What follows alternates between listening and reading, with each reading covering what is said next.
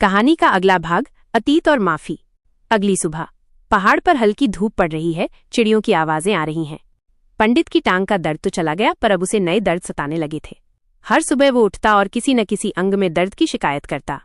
कभी कहता, हाय मेरे बाजू में आग लग रही है, कभी कहता मेरा सर फट रहा है। औरत मालिश करने वाली हैरान थी। उसने पूछा, बाबा जी आपके शरीर में इतने दर्द क्यों छिपे हैं? लगता है जैसे बरसों से किसी ने आपका ध्यान ही नहीं रखा। पंडित उदास होकर बोला, कभी किसी ने रखा ही नहीं, लेकिन तुम तो रख सकती हो, है ना? औरत कुछ न बोली, बस उसकी आंखों में देखती रही। फिर धीरे से सिर झुकाकर बोली, हाँ अगर आप चाहें तो मैं आपका ख्याल रख सकती हूँ। पंडित का रहस्य, द पंडित सीक्रेट। वो औरत नहीं जानती थी कि पंडित का ये दर्द सिर्फ एक बहाना था। पंडित रोज सुबह चुपके से मंदिर के पीछे एक ऊंचे पत्थर पर जाता। वहां जमीन पर एक गोल घेरा बना था और उस घेरे के अंदर बैठकर वो रोता था। वो रो रोकर खुद से कहता, इस समझदारी दानेश्वरी का क्या फायदा जो मुझे सुकून ही न दे। मुझसे अब ये दर्द बर्दाश्त नहीं होता। वो कहता था, शायद ये मेरी सजा है। एक दिन औरत ने उसे उस घेरे के पास रोते हुए देख लिया। वो घबराकर बोली, बाबा जी आपको क्या हुआ है? आप यहाँ क्यों बैठे हैं? पंडित ने बात टाल दी, कुछ नहीं, बस पांव में जरा सा दर्द है। औरत ने तुरंत उसका पांव दबाया, पर उसके मन में सवाल थे। दिल का दर्द, the pain of the heart. दर्द का ये सिलसिला बढ़ता रहा। एक दिन पंडित बोला, आज तो मुझे दिल में दर्द है। औरत चौंक कर बोली, इसका तो मेरे पास कोई इलाज नहीं।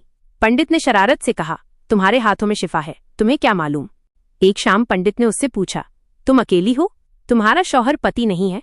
औरत कुछ कहने ही वाली थी कि पंडित ने फौरन कहा, परेशान न हो, मैं हूं न तुम्हारे लिए। वो चौंक गई पर चुप रही। सच्चाई का सामना, फेसिंग द ट्रूथ। एक सुबह जब पंडित रोते हुए अपने गुनाहों की माफी मांग रहा था, औरत ने उससे पूछा, आपकी आंखों में वही रोशनी है जो मैंने बरसों पहले एक और मर्द में देखी थी। पंडित बोला, किसमें? औरत ने गहरी सांस ली और उदास आवाज में बोली, एक मर्द था जो चला गया और मैं बरसों से उसके लौट आने का इंतजार करती रही। पंडित की आंखें भर आईं। उसने कांपते होठों से पूछा, अगर वो मर्द मैं हूं? औरत की सांस जैसे रुक गई। पंडित ने हिम्मत की और कहा, मैं वही मर्द हूं जिसने बरसों पहले तुम्हें छोड़ दिया था। मैं तुम्हारा शौहर हूं। ये सुनकर हवा भी थमसी गई। पहाड़ ने जैसे एक राज उगल दिया हो। गुनाह और माफी, सिन एंड फॉरगिवनेस। पंडित ने सिर झुका लिया और बोला, मुझे माफ करना। मैं डरता था कि तुम मुझे माफ नहीं करोगी। उसने अपनी पूरी कहानी सुनाई। मैं दुनिया का सबसे समझदार, दानेश्वर पंडित बनना चाहता था, इसलिए तुम्हें छोड़कर चला गया। मैं एक काले जादूगर से मिला जिसने मेरी समझदारी बनाए रखने के लिए हर महीने मुझे किसी जानवर का खून अपने शरीर पर लगाने को कहा। इसी पाप की वजह से मेरे शरीर में अजीब अजीब दर्द उठने लगे। फिर एक बाबा ने बताया कि माफी सिर्फ पछतावे, तौबा से मिलेगी और मुझे वापस आकर तुम्हारी सेवा करनी होगी। पंडित की आंखों से आंसू बहने लगे। उसने धीरे से कहा, मैं बस दानेश्वर रहना चाहता था। इस चाहत ने सब कुछ छीन लिया। अंत, द कंक्लूजन। औरत ने मुस्कुराकर पंडित का कांपता हाथ थाम लिया।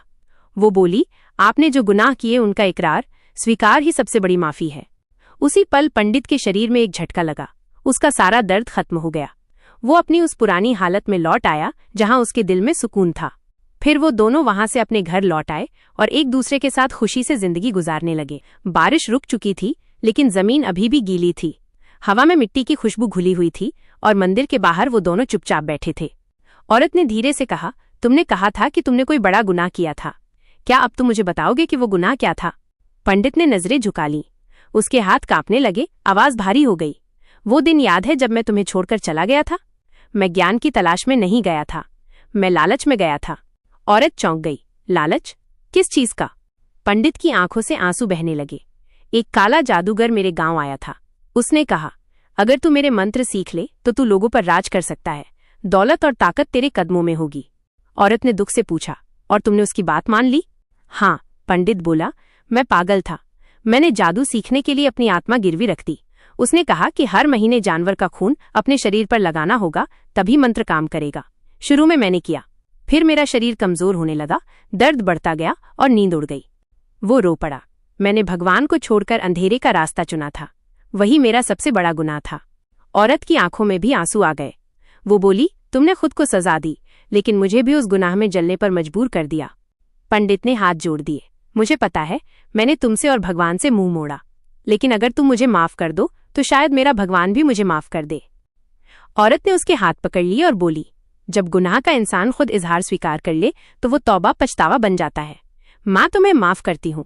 उस पल पहाड़ों में शांति उतर आई। हवा थम गई, परिंदों की आवाज लौट आई, जैसे प्रकृति ने भी उनकी माफी सुन ली हो।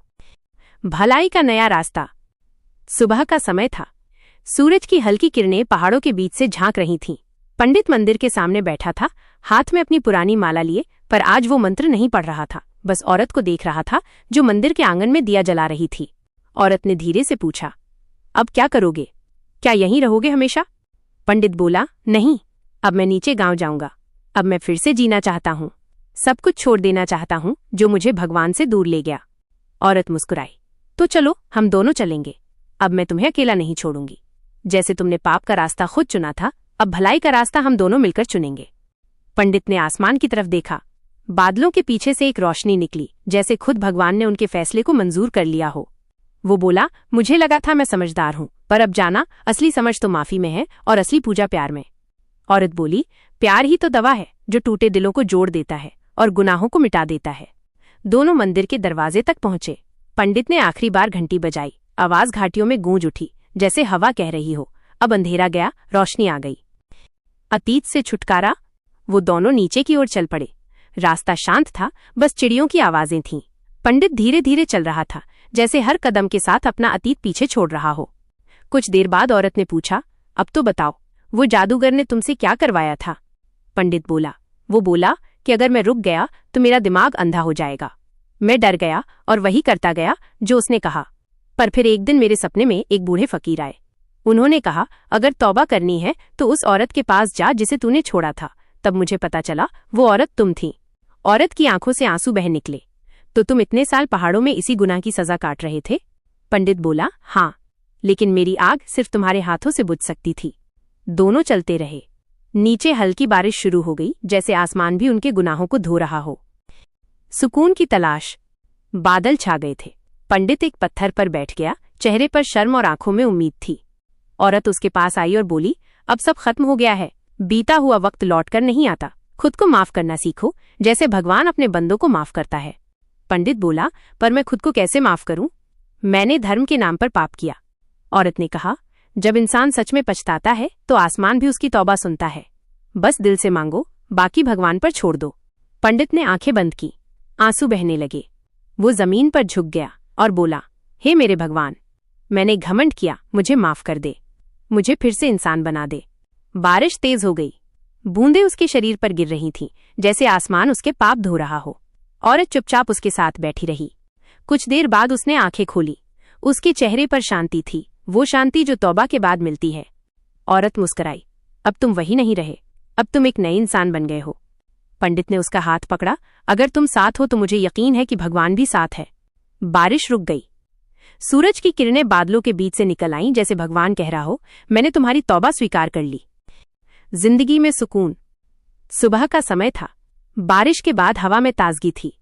औरत ने मंदिर के बाहर चूल्हा जलाया और बोली, देखो, जिंदगी भी इस आग की तरह है। अगर संभालो तो रोशनी देती है, और अगर बेकाबू हो जाए तो सब जला देती है। पंडित बोला, तुम्हारी बातों में वो सुकून है जो मेरे मंत्रों में भी नहीं था। मैंने दुनिया से ज्ञान मांगा, पर असली ज्ञान तो तुम्हारे धैर्य में था। औरत मुस्कुराई, मैंने सालों तुम्हारे इंतजार में रोना सीखा और उसी रोने ने मुझे दुआ करना सिखाया। अब जब तुम लौट आए हो तो तुम्हारे पाप से ज्यादा मुझे तुम्हारी तौबा प्यारी है। पंडित रो पड़ा। उसने उसके पैरों पर सिर रख दिया और कहा, मैं तुम्हें फिर कभी दुख नहीं दूंगा, बस हमेशा अपनी दुआ में रखना। औरत ने उसका सिर थाम लिया, मैं तुम्हें दुआ में नहीं, अपनी जिंदगी में रखूंगी। अब हम कभी अलग नहीं होंगे। दोनों ने मंदिर के सामने हाथ जोड़े और कहा, हे भगवान, जैसे तूने हमें मिलाया है वैसे ही हमें हमेशा सही रास्ते पर रखना। सूरज निकल आया। दोनों ने अपना सामान उठाया और नीचे गांव की ओर चल पड़े। रास्ता लंबा था, लेकिन दिल हल्के थे। अब सिर्फ सुकून था, वो सुकून जो सच्चाई और प्यार से मिलता है। अंतिम भाग। सबक। मॉरल। जिंदगी में अगर गलती हो जाए तो सच्चा इकरार और तौबा ही असली रास्ता है। याद रखो, प्यार हर जख्म को भर देता है और माफी हर अंधेरे को रोशनी में बदल देती है। समाप्ति। दी एंड।